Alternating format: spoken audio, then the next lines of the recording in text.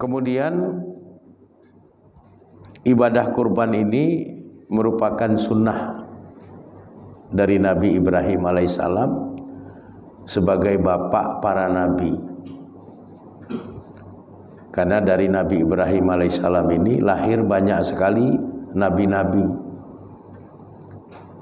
Dari Nabi Ibrahim alaihissalam lahir Nabi Ismail alaihissalam, lahir Nabi Isa alaihissalam.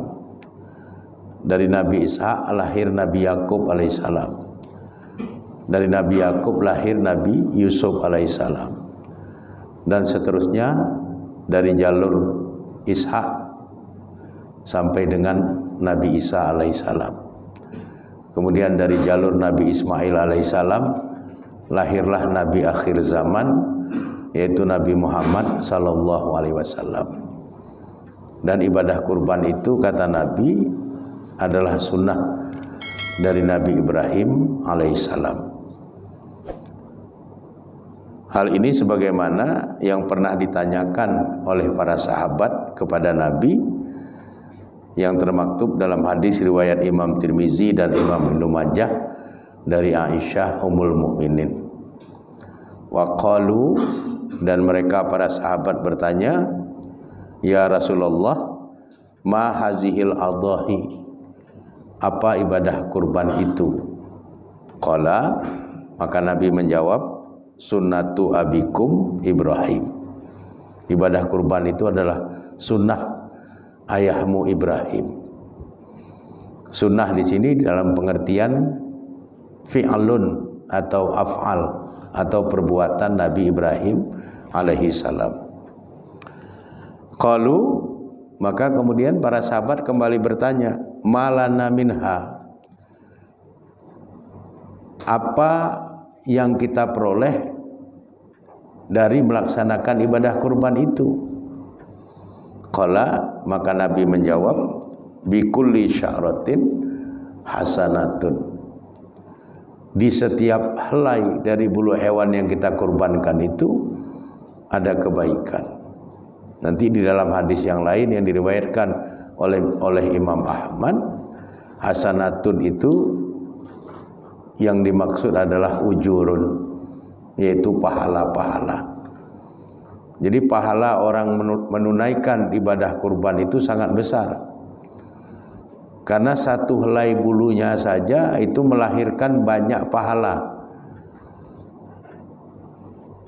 Dengan sekian banyak bulu hewan kurban itu, maka sangat banyak pula pahala yang akan diperoleh bagi hamba-hamba Allah yang beriman yang menunaikan ibadah kurban itu.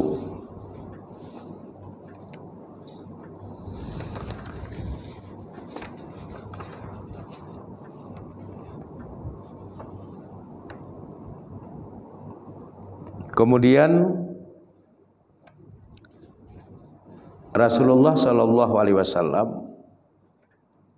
selalu menyemangati orang-orang yang beriman dari umatnya untuk senantiasa terpanggil melaksanakan ibadah kurban dan merasa senang kalau bisa menunaikan ibadah kurban. Sebagaimana hadis yang diriwayatkan oleh Imam Ahmad dari Aisyah Ummul Mukminin, di mana Nabi bersabda, dohu, sembelihlah oleh kamu kurban, watibu anfusakum, dan gembirakanlah dirimu dengan pelaksanaan ibadah kurban itu. Senanglah kamu dengan pelaksanaan ibadah kurban itu. Jadi kita disuruh melaksanakan ibadah kurban oleh Allah dan disuruh kita bergembira, senang dengan melaksanakan ibadah kurban. Kemudian yang perlu kita pahami bahwa ibadah kurban yang kita lakukan itu menjadi amalan yang paling dicintai oleh Allah di hari penyembelihan.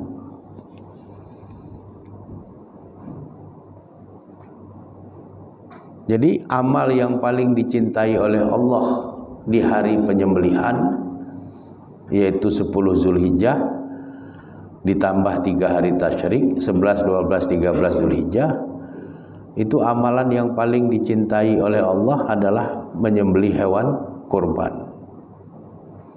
Meskipun ada ibadah-ibadah kita yang lain di situ, tapi amal ibadah yang paling dicintai oleh Allah pada hari penyembelihan itu adalah menyembelih hewan kurban. Hal ini sebagaimana yang termaktub di dalam hadis riwayat Imam Tirmizi dan Imam Ibnu Majah juga dari Aisyah Ummul Mukminin, di mana Nabi bersabda, "Ma amila ibnu Adam," tidak ada amalan dari anak Adam, yauman nahari, pada hari penyembelihan, amalan ahabba ilallah, amalan yang lebih dicintai oleh Allah, min hiraqatid dam, melebihi dari tertumpahnya darah hewan yang kita kurbankan. Jadi kalau kita ingin Allah senang pada hari nahar, hari penyembelihan itu, maka sembelihlah hewan kurban.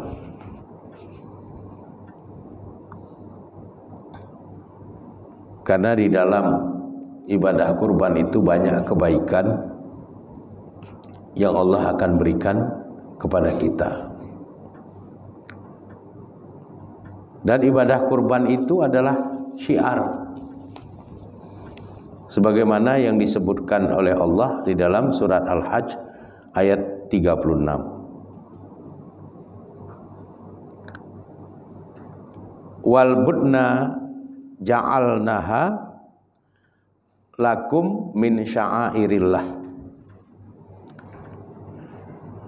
Dan unta itu kami jadikan dia bagimu min sya'airillah, sebagai bahagian dari syiar agama Allah.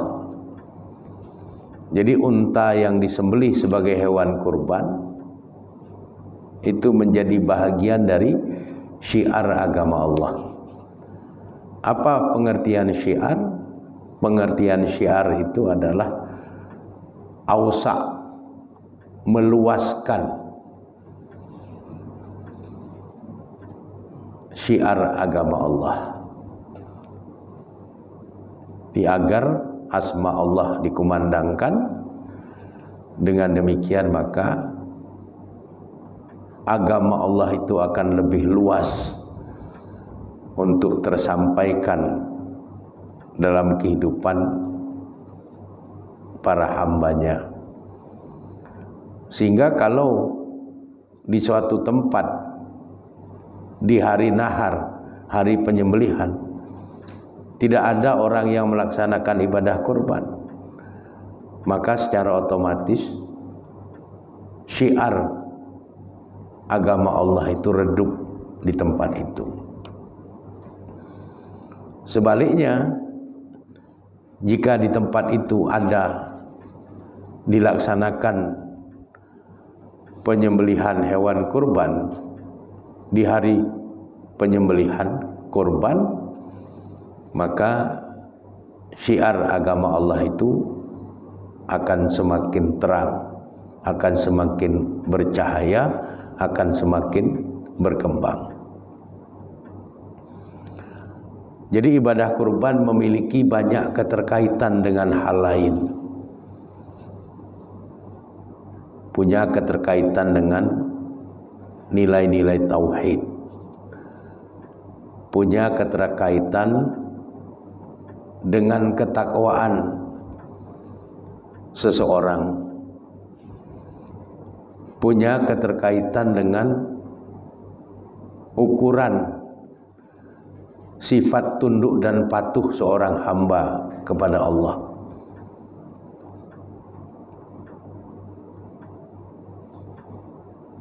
Dan juga punya keterkaitan dengan keinginan hamba untuk mewujudkan apa yang Allah lebih cintai atau tidak.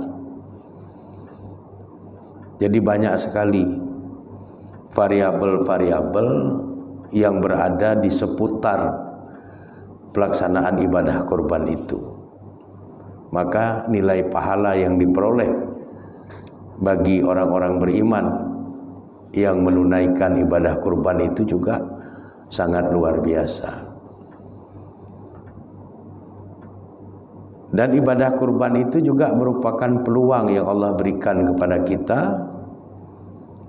agar kita mengumpulkan pahala sebanyak-banyaknya, sehingga kelak di kemudian hari dalam pertanggungjawaban kehidupan akhirat, waktu Allah melakukan mizan pertimbangan atas amal kita, maka pahala kita akan lebih banyak dari dosa-dosa kita.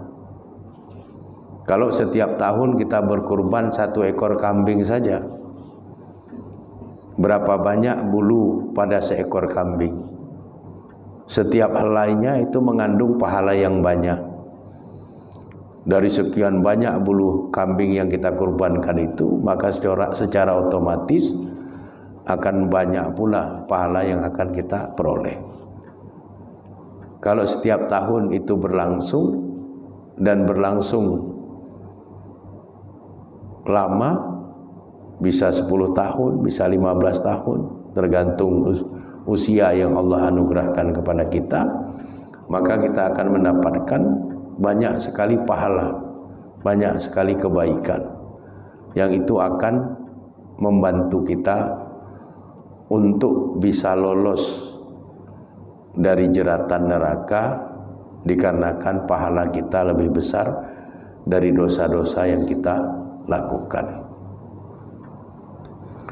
Dan ibadah kurban ini sangat menghendaki dilakukan betul-betul secara tulus dan ikhlas, sehingga pada saat kita akan menyembelih hewan kurban, yang pertama pada saat kita akan membaringkannya, kita mengucapkan kalimat Allahumma minka wa ilaika. Ya Allah, ini darimu dan untukmu. Kemudian setelah hewan itu roboh, kita mengucapkan kalimat lagi Allahumma taqabbal minna innaka antas samiul alim. Ya Allah, terimalah amal ibadah kami, terimalah kurban kami. Sesungguhnya Engkau Maha mendengar lagi Maha mengetahui. Baru kemudian hewan yang sudah jatuh terbaring itu dihadapkan ke arah kiblat kepalanya. Baru kemudian diucapkan kalimat Allahumma taqabbal udhiyata min nuqtah.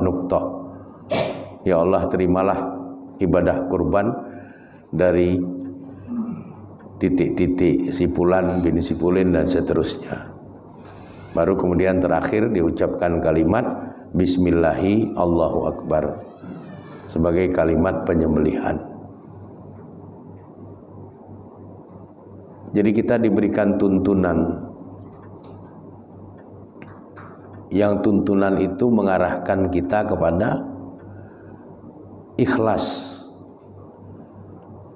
dalam berkurban dan berorientasi mendapatkan ridha Allah dari ibadah kurban yang kita lakukan itu. Sehingga dengan demikian kurban yang kita lakukan itu terbebas dari sifat riya, terbebas dari sifat sum'ah dan sebagainya. Dan ibadah kurban kita akan menjadi ibadah kurban yang makbulah, karena semua itu kita lakukan ikhlas karena Allah dan untuk mencari ridha Allah. Inilah yang diajarkan oleh Allah dan Rasulullah kepada kita, sehingga ibadah kurban itu bukanlah ibadah biasa, tapi ibadah yang syarat mengandung nilai-nilai filosofis di dalamnya, yang kesemuanya itu membawa kebaikan bagi orang-orang yang beriman. Dengan kita memahami bahwa di sebalik ibadah kurban itu banyak sekali nilai-nilai filosofisnya, maka diharapkan semangat kita untuk melaksanakan ibadah kurban setiap tahunnya itu akan terus hidup di dalam diri kita, sehingga sepanjang kita hidup setiap tahun datang bulan Zulhijjah pada saat hari nahar, maka pada saat itu pula lah kita melaksanakan ibadah kurban. Dengan ibadah kurban, insya Allah kita akan mendapatkan ganjaran pahala yang sangat banyak. Ganjaran pahala yang sangat banyak itu kita butuhkan agar pahala kita lebih berat dari dosa-dosa yang kita lakukan selama kita hidup di alam dunia ini. Karena beratnya pahala dibandingkan dosa itu akan membawa kita untuk masuk ke dalam surga dengan ridha dan kasih sayang Allah. Demikian yang dapat saya sampaikan. Mudah-mudahan ini menjadi penyemangat buat kita bersama, sehingga nanti pada hari raya Idul Adha 10 Zulhijjah kita bersama-sama dapat melaksanakan ibadah kurban itu. Demikian, kurang dan lebih saya memohon maaf kepada Allah Subhanahu wa taala. Saya memohon ampunan. Hadanallah wa yakum ajmain. Wallahu a'lam bishawab. Walhamdulillahirabbil alamin. Assalamualaikum warahmatullahi wabarakatuh.